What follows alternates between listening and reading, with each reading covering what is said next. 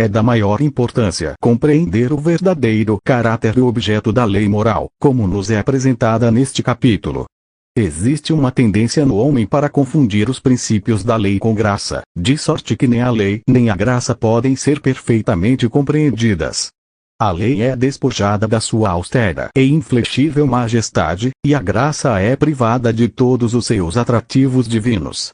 As santas exigências de Deus ficam sem resposta, e as profundas e múltiplas necessidades do pecador permanecem insolúveis pelo sistema anômalo criado por aqueles que tentam confundir a lei com a graça. Com efeito, nunca podem confundir-se, visto que são tão distintas quanto podem ser duas coisas. A lei mostra-nos o que o homem deveria ser, enquanto que a graça demonstra o que Deus é. Como poderão, pois, ser unidas no mesmo sistema? Como poderia o pecador ser salvo por meio de um sistema formado em parte pela lei e em parte pela graça? Impossível. Ele tem de ser salvo por uma ou por outra. A lei tem sido às vezes chamada a expressão do pensamento de Deus. Mas esta definição é inteiramente inexata. Se a considerássemos como a expressão daquilo que o homem deveria ser, estaríamos mais perto da verdade. Se eu considerar os 10 mandamentos como a expressão do pensamento de Deus, então, pergunto, não há nada mais no pensamento de Deus senão farás isto e não farás aquilo? Não há graça, nem misericórdia nem bondade. Deus não manifestará aquilo que é, nem revelará os segredos profundos desse amor que enche o seu coração. Não existe nada mais no coração de Deus senão exigências e proibições severas. Se fosse assim, teríamos de dizer que Deus é lei em vez de dizermos que Deus é amor. Porém, bendito seja o seu nome, existe muito mais em seu coração do que jamais poderão expressar os 10 mandamentos pronunciados no Monte Fumegante. Se quero saber o que Deus é, devo olhar para Cristo, porque nele habita corporalmente toda a plenitude da divindade. Colossenses 2, versículo 9. Porque a lei foi dada por Moisés. A graça e a verdade vieram por Jesus Cristo. João 1, versículo 17. Certamente, na lei achava-se uma certa medida de verdade. Continha a verdade quanto àquilo que o homem deveria ser. Como tudo que emana de Deus, a lei era perfeita, perfeita para alcançar o fim a que era destinada. Porém esse fim não era, de modo nenhum, revelar, perante pecadores culpados, a natureza e o caráter de Deus. Não havia graça nem misericórdia. Quebrantando alguém a lei de Moisés, morre sem misericórdia. Hebreus 10, versículo 28. O homem que fizer estas coisas viverá por elas. Levítico 18, versículo 5. Romanos 10, versículo 5. Maldito todo aquele que não permanecer em todas as coisas que estão escritas no livro da lei, para fazê-las. Deuteronômio 27, versículo 26. Gálatas 3, versículo 10. Nada disto era graça. Com efeito, o Monte Sinai não era o lugar para se procurar tal coisa. Jeová revelou-se ali em majestade terrível, no meio da obscuridade, trevas, tempestade, trovões e relâmpagos. Estas circunstâncias não são aquelas que acompanham uma dispensação de graça e misericórdia, mas eram próprias de uma dispensação de verdade e justiça, e a lei não era mais que isso. Na lei Deus declara o que o homem deveria ser, e pronuncia a maldição sobre ele se o não for. Ora, quando o homem se examina à luz da lei, descobre que é precisamente aquilo que a lei condena. Como poderá ele, portanto, obter a vida por meio da lei? A lei propõe a vida e a justiça como os fins a alcançar, guardando-a, mas mostra-nos, desde o primeiro momento, que nos encontramos num estado de morte e iniquidade. Precisamos desde o primeiro momento das mesmíssimas coisas que a lei propõe alcançar-nos no fim. Como vamos nós, portanto, obtê-las? Para cumprir aquilo que a lei requer é preciso que eu tenha vida, e para ser o que a lei exige devo possuir a justiça, e se eu não tiver vida e justiça sou maldito. Porém, o fato é que eu não tenho uma nem a outra. Que devo então fazer? Eis a questão. Que respondam aqueles que querem ser doutores da lei. 1 Timóteo 1, versículo 7. Que deem uma resposta própria para uma consciência reta, curvada sob o sentido duplo da espiritualidade e inflexibilidade da lei e a sua carnalidade desesperada. Qual foi o propósito da lei, então? A verdade é que, como nos ensina o apóstolo, a lei veio para que a ofensa abundasse, Romanos 5, versículo 20. Isto mostra-nos claramente o verdadeiro objetivo da lei. Veio a propósito para que o pecado se fizesse excessivamente maligno, Romanos 7, versículo 13. Era, em certo sentido, como um espelho perfeito enviado para revelar ao homem o seu desarranjo moral. Se eu me puser diante de um espelho com o meu vestuário desarranjado, o espelho mostra-me o desarranjo, mas não o põe em ordem. Se eu fizer descer sobre um muro tortuoso um prumo, o prumo mostra a tortuosidade, mas não a altera. Se eu sair numa noite escura com uma luz, esta revela-me todos os obstáculos e dificuldades que se acham no caminho, mas não os remove. Além disso, o espelho, o prumo e a luz não criam os males que revelam distintamente, nem os criam nem os afastam, apenas os revelam. O mesmo acontece com a lei. Não cria um mal no coração do homem nem tampouco o tira, mas revela-o com infalível exatidão. Que diremos, pois?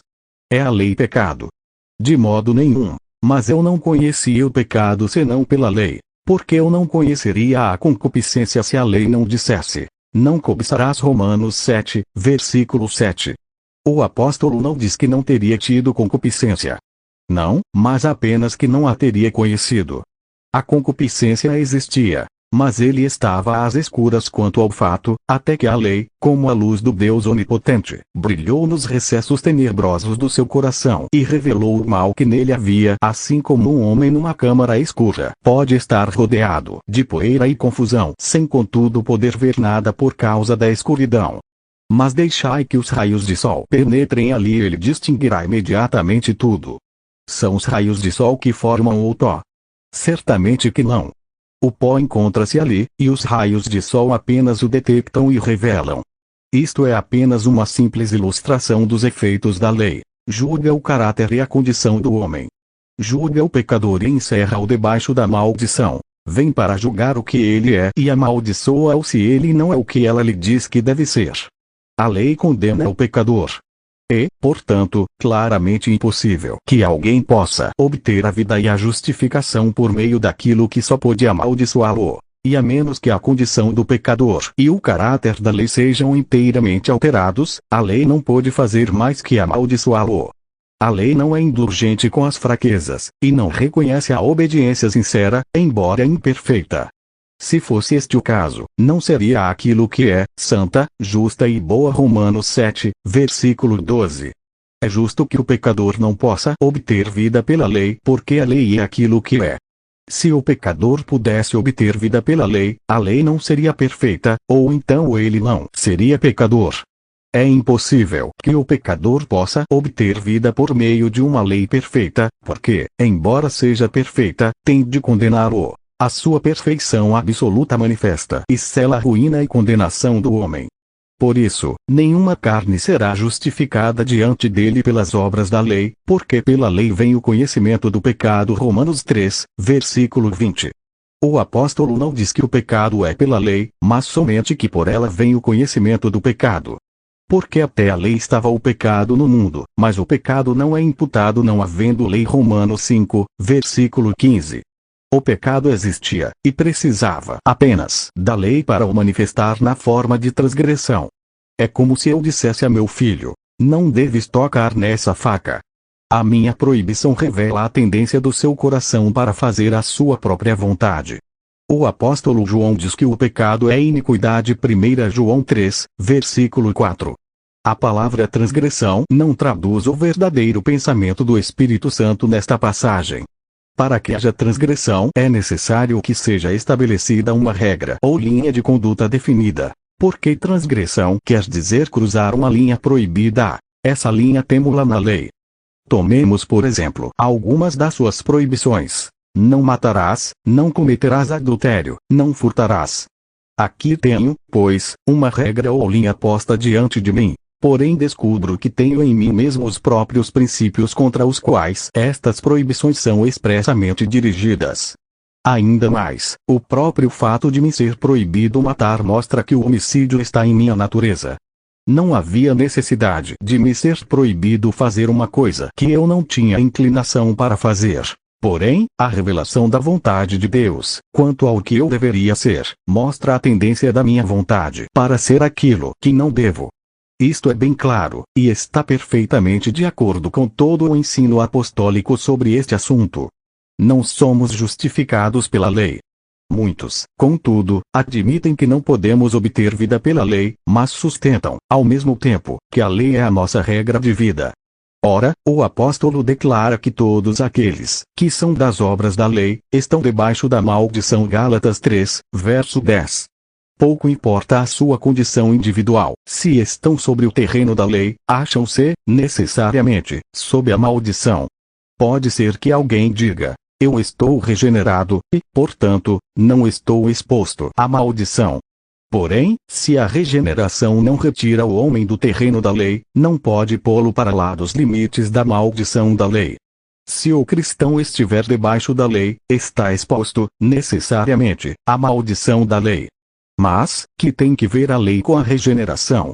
Onde é que vemos que se trate da regeneração? No capítulo 20 de Êxodos, a lei tem apenas uma pergunta a fazer ao homem, uma pergunta curta, solene e direta, a saber: és tu que deveria ser? E, se a resposta é negativa, a lei não pode senão lançar os seus terríveis anatemas sobre o homem e matá-lo. E quem reconhecerá mais prontamente e mais profundamente o que, em si mesmo, não é aquilo que deveria ser senão o homem verdadeiramente regenerado? Portanto, se está debaixo da lei, está, inevitavelmente, debaixo da maldição. Não é possível que a lei diminua as suas exigências ou se misture com a graça. Os homens procuram sempre baixar o seu padrão. Sentem que não podem elevar-se à medida da lei, e, então, procurar rebaixá-la até si. Porém, este esforço é vão. A lei permanece em toda a sua pureza, majestade e inflexibilidade austera, e não aceitará nada menos que uma obediência perfeita. Qual é o homem, regenerado ou não, que pode intentar obedecer assim? Dir-se-á: nós temos a perfeição em Cristo.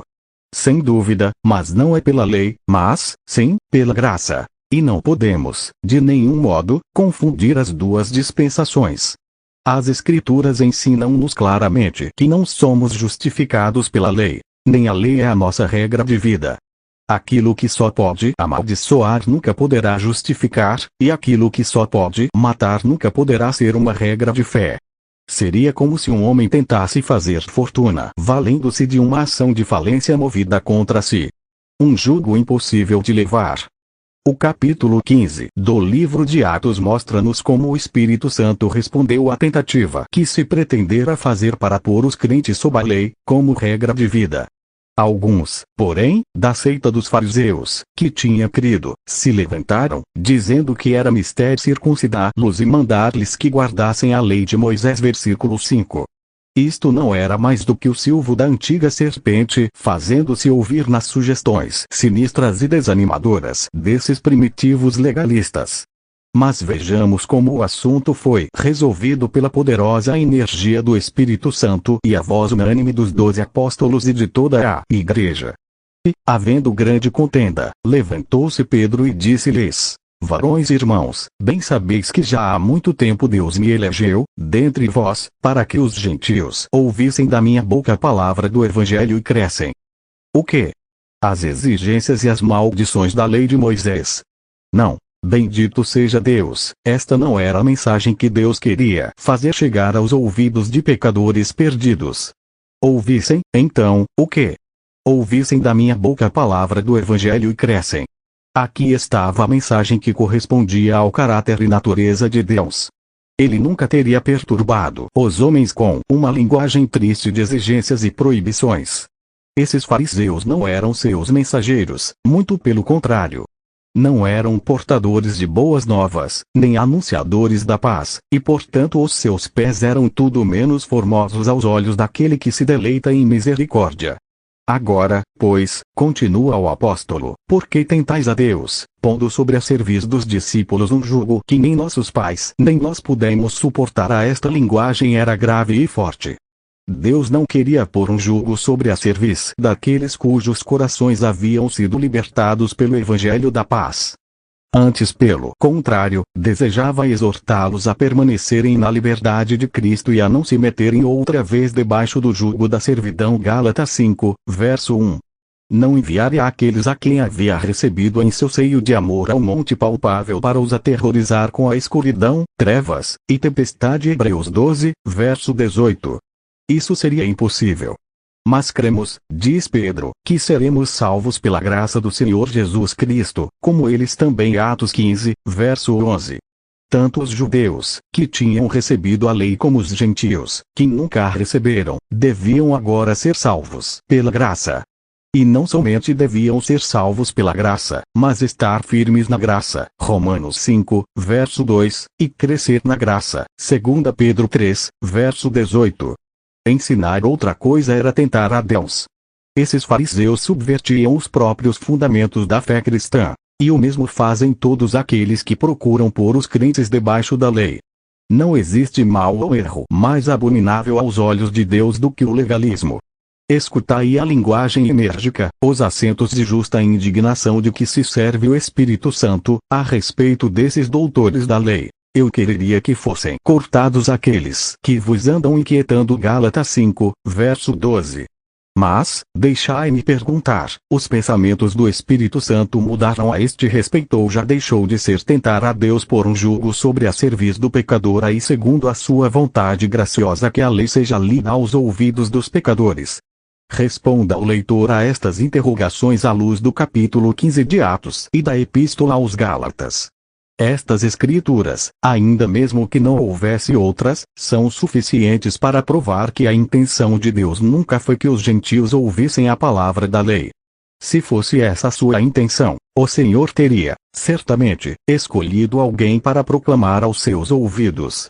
Mas não. Quando proclamou a sua lei terrível, ele falou numa só língua. Porém, quando proclamou as boas novas de salvação, pelo sangue do Cordeiro, falou na língua de todas as nações que estão debaixo do céu. Falou de tal modo que cada um, na sua própria língua em que havia nascido, pudesse ouvir a doce história da graça. Atos 2, versos 1 a 11. A mensagem da graça. Além disso, quando Deus deu, no Monte Sinai, as exigências severas do conserto das obras, dirigiu-se exclusivamente a um povo. A sua voz foi ouvida unicamente dentro dos estreitos limites da nação judaica. Porém, quando, nas planícies de Belém, o anjo do Senhor proclamou novas de grande alegria, acrescentou estas palavras características, que será para todo o povo. Lucas 2, verso 10. Quando Cristo ressuscitado enviou os seus arautos de salvação, a sua mensagem era redigida assim: Ide por todo o mundo, pregai o Evangelho a toda a criatura. Marcos 16, verso 15. A onda poderosa da graça, que tinha a sua origem no seio de Deus e o seu leito no sangue do Cordeiro, estava destinada a elevar-se, na energia irresistível do Espírito Santo, muito acima dos estreitos limites de Israel e rolar através do comprimento e largura de um mundo manchado de pecado. Toda a criatura devia ouvir na sua própria língua a mensagem da paz, a palavra do Evangelho, o relato da salvação pelo sangue da cruz. Finalmente, para que nada pudesse faltar para dar a prova aos nossos corações legalistas que o Monte Sinai não era, de modo nenhum, o lugar onde os segredos profundos do coração de Deus foram revelados, o Espírito Santo disse, tanto por boca de um profeta como de um apóstolo: quão formosos os pés dos que anunciam a paz, dos que anunciam coisas boas. Isaías 50 verso 7. Romanos 10, verso 15. Porém, daqueles que queriam ser doutores da mesma lei, o Espírito Santo disse: Eu quereria que fossem cortados aqueles que vos andam inquietando. Gálatas 5, verso 12. A lei e o Evangelho. Desta forma, é evidente que a lei não é nem o fundamento de vida para o pecador, nem a regra de vida para o cristão. Cristo é tanto uma coisa como a outra. Ele é a nossa vida e a nossa regra de vida. A lei só pode amaldiçoar e matar. Cristo é a nossa vida e justiça. Ele fez-se maldição por nós sendo pregado no madeiro. O Senhor desceu ao lugar onde estava o pecador, ao lugar da morte e do juízo, e, havendo, pela sua morte, cumprido inteiramente tudo o que era ou poderia ser contra nós, tornou-se, na ressurreição, a origem de vida e o fundamento de justiça para todos os que creem no seu nome. possuindo assim a vida e a justiça nele, somos chamados para andar, não apenas como a lei ordena, mas como ele andou. 1 João 2, verso 6. Será desnecessário afirmar que matar, cometer adultério ou roubar, são atos diretamente opostos à moral cristã. Mas se um cristão regulasse a sua vida segundo esses mandamentos ou de acordo com o decálogo, produziria esses frutos raros e delicados de que fala a epístola aos Efésios. Poderiam os 10 mandamentos fazer com que o ladrão não roubasse mais e trabalhasse a fim de poder ter que dar? Transformariam jamais um ladrão num homem laborioso e liberais? Não, por certo. A lei diz: não furtarás. Mas acaso diz: dá àquele que está em necessidade, vai, dá de comer ao teu inimigo, veste-o e abençoa-o, vai e alegra por teus sentimentos benevolentes e teus atos beneficentes o coração daquele que procura sempre prejudicar-te? De modo nenhum. E, contudo, se eu estivesse sob a lei, como regra, ela só podia amaldiçoar-me e matar-me. Como pode ser isto, sendo o padrão do Novo Testamento muito mais elevado? É porque sou fraco e a lei não me dá forças nem me mostra misericórdia. A lei exige força daquele que não tem nenhuma condição em si mesmo para mostrá-la. Mas o Evangelho dá forças àquele que não tem nenhuma, e abençoa-o na manifestação dessa força. A lei propõe a vida como o fim da obediência. O Evangelho dá a vida como o próprio e único fundamento de obediência. Mas, para não fatigar ao amigo a força de argumentos, pergunto, se a lei é, realmente, a regra de vida do crente, em que parte do Novo Testamento se apresenta ela assim?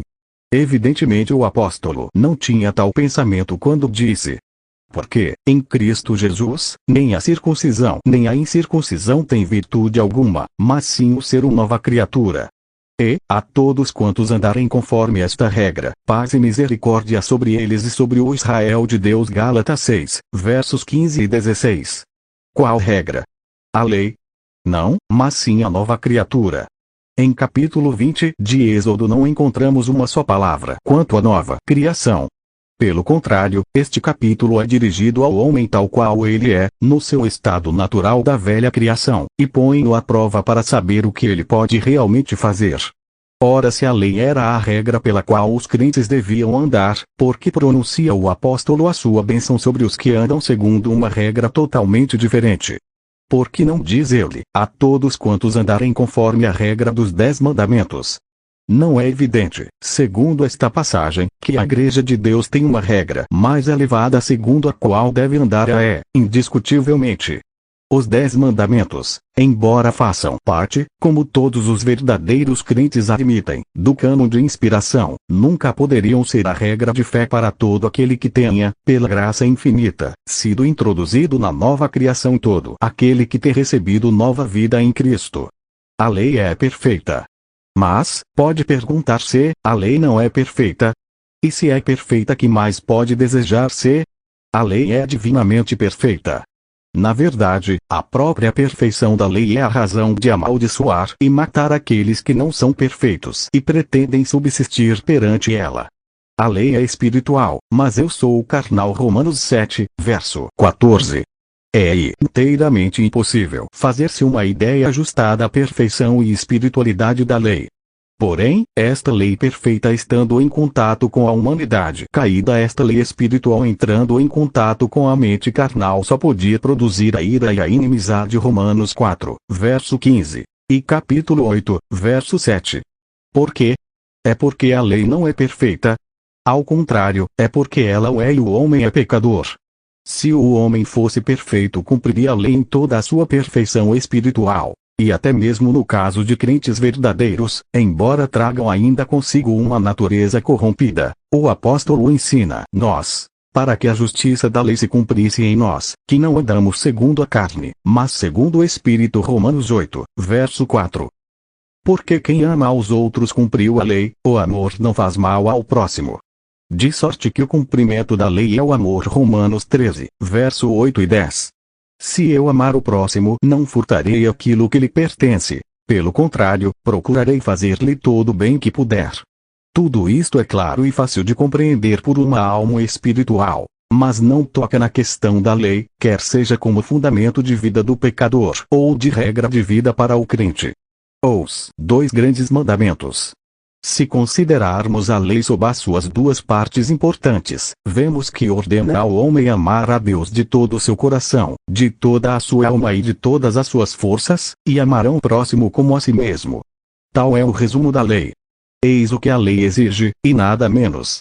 Mas qual é o filho caído de Adão que jamais pôde responder a esta dupla exigência da lei? Qual é o homem que pode dizer que ama a Deus desta maneira e, a inclinação da carne quer dizer, a inclinação que temos por natureza é inimizade contra Deus. Romanos 8, verso 7. O homem aborrece a Deus e os seus caminhos. Deus veio na pessoa de Cristo e manifestou-se aos homens, não na magnificência esmagadora da sua majestade, mas com todo o encanto e a doçura de graça perfeita e condescendência. Qual foi o resultado? O homem aborreceu a Deus. Me aborreceram a mim e a meu Pai. João 15, verso 24. Mas dirá alguém, o homem devia amar a Deus. Sem dúvida, e merece a morte e a perdição eterna se o não fizer. Mas poderá a lei produzir este amor no coração do homem? Era esse o seu fim? De maneira nenhuma, porque a lei opera a ira. A lei encontra o homem num estado de inimizade contra Deus. E, sem alterar nada desse estado, porque esse não era o seu objetivo, manda que ele ame a Deus de todo o seu coração, e amaldiçoa-o se o não fizer. Não pertencia ao domínio da lei alterar ou melhorar a natureza do homem, nem tampouco podia dar-lhe o poder de cumprir as suas justas exigências. Dizia, faze isto e viverás. Mandava que o homem amasse a Deus. Não revelava aquilo que Deus era para o homem, mesmo na sua culpa e ruína. Mas dizia ao homem aquilo que ele deveria ser para Deus.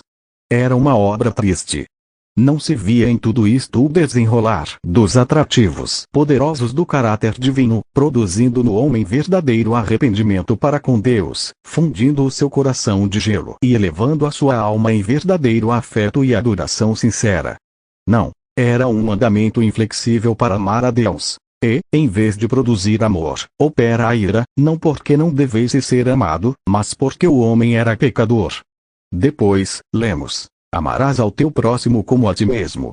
Como pôde o homem natural fazer isto? Ama ao seu próximo como a si mesmo. É este o princípio que se observa nas câmaras de comércio, na bolsa, nos bancos, nos negócios, nas feiras e nos mercados deste mundo. Ah, não! O homem não ama o seu próximo como a si mesmo. Sem sombras de dúvida, deveria fazê-lo, e se a sua condição fosse boa, ele o faria. Mas é mau, inteiramente mau, e a menos que nasça de novo da palavra e do Espírito Santo, não pode ver nem entrar no reino de Deus. João 3, versos 3 e 5. A lei não pode produzir este novo nascimento. Mata o homem velho, mas não cria, nem pode criar o homem novo. Com efeito, sabemos que o Senhor Jesus reuniu na sua gloriosa pessoa tanto Deus como o nosso próximo, visto que era, segundo a verdade fundamental da doutrina cristã, Deus manifestado em carne. 1 Timóteo 3, verso 16. Como foi ele tratado pelo homem? Amou o zero de todo o seu coração ou como a si mesmo? Ao contrário. Crucificou o zero entre dois salteadores depois de haver, antecipadamente, preferido um ladrão e malfeitor a este bendito Senhor que andara fazendo bem, que tinha vindo da eterna morada de luz e amor, sendo ele próprio a personificação viva dessa luz e desse amor, cujo coração tinha sempre palpitado com a mais simpatia pela necessidade humana e cuja mão estivera sempre disposta a enxugar as lágrimas do pecador e a aliviar os seus sofrimentos. Assim, contemplando a cruz de Cristo, vemos nela uma demonstração irrefutável do fato que não está ao alcance da natureza ou capacidade do homem guardar a lei. A adoração. Depois de tudo que temos visto, há um interesse particular para o homem espiritual observar a posição relativa de Deus e o pecador no fim deste memorável capítulo 20 de Êxodo. Então, disse o Senhor a Moisés, assim dirás aos filhos de Israel, um altar de terra me farás e sobre ele sacrificarás os teus holocaustos, e as tuas ofertas pacíficas e as tuas ovelhas, e as tuas vacas. Em todo lugar onde eu fizer celebrar a memória do meu nome, virei a ti e te abençoarei. E, se me fizeres um altar de pedras, não o farás de pedras lavradas. Se sobre ele levantares o teu buril, profaná-lo-ás. Não subirás também por degraus ao meu altar, para que a tua nudez não seja descoberta diante deles. Versículos 22 a 26. Não vemos nesta passagem o homem na posição de fazer obras, mas na de um adorador. E isto no fim do capítulo 20 do Êxodo. Este fato ensina-nos claramente que o ambiente de Sinai não é aquele que Deus quer que o pecador respire. O monte de Sinai não é o lugar próprio para o encontro de Deus com o homem. Em todo o lugar onde eu fizer celebrar a memória do meu nome virei a ti e te abençoarei. Como esse lugar onde Jeová faz celebrar a memória do seu nome, e onde vem para abençoar o seu povo em adoração, é diferente dos terrores do monte fumegante. Mas, além disso, pode encontrar-se com o pecador no altar sem pedras lavradas ou degraus, um lugar de culto cuja construção não necessita da arte do homem ou esforço humano para dele se aproximar. As pedras lavradas por mão do homem só podiam manchar o altar e os degraus só podiam descobrir a nudez humana. Que símbolo admirável do lugar onde Deus encontra agora o pecador, a própria pessoa e obra de seu Filho, Jesus Cristo, em quem todas as exigências da lei e da justiça e da consciência são perfeitamente cumpridas. Em todos os tempos e em todos os lugares, o homem tem estado sempre pronto, de um modo ou de outro, a levantar os seus instrumentos na construção do seu altar ou para se aproximar dele pelos degraus de sua própria invenção. Porém, o resultado dessas tentativas tem sido a contaminação e a nudez. Todos nós somos como o imundo, e todas as nossas justiças, como o trapo da imundícia. E todos nós caímos como a folha, e as nossas culpas, como um vento, nos arrebatam. Isaías 64, verso 6. Quem se atreveria a aproximar-se de Deus com um vestuário de trapo da imundície? Ou quem poderá adorá-lo na sua nudeza? Que maior absurdo poderia haver do que pensar em chegar à presença de Deus de um modo que necessariamente inclui contaminação ou nudeza? E contudo sucede assim sempre que o esforço humano é empregado para abrir o caminho para Deus. Não somente esse esforço é desnecessário, como está marcado com a contaminação e a nudez. Deus veio tão perto do pecador, até mesmo à profundidade da sua ruína, que não há necessidade de ele levantar o instrumento da legalidade ou de subir os degraus da justiça própria. Fazê-lo é apenas expor a sua imundícia e a sua nudez. São estes os princípios com que o Espírito Santo termina esta parte notável deste livro inspirado. Que Deus os inscreva em nossos corações de forma a podermos compreender claramente a diferença essencial entre a lei e a graça.